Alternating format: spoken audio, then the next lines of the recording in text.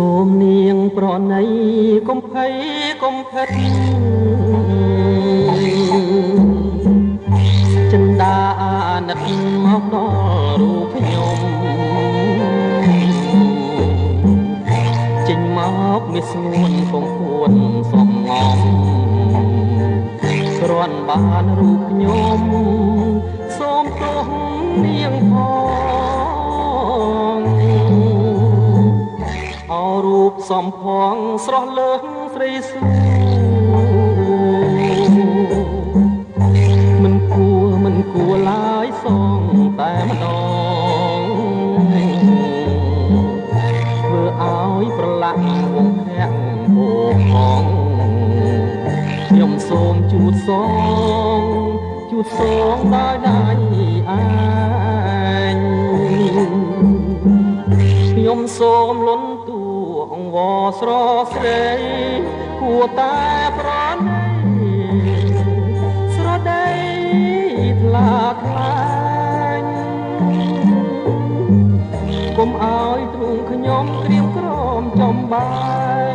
មេត្តានាងថ្លៃឲ្យអស់សង្ការ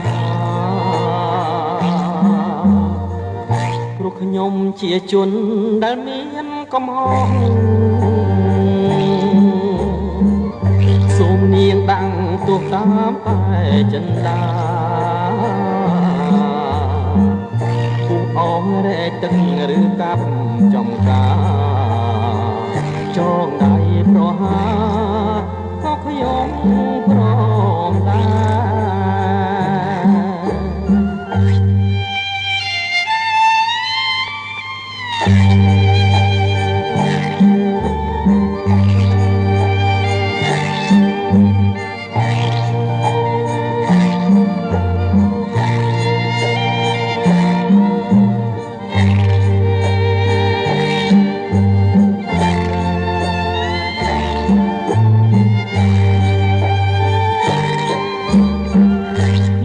សូមលន់តួ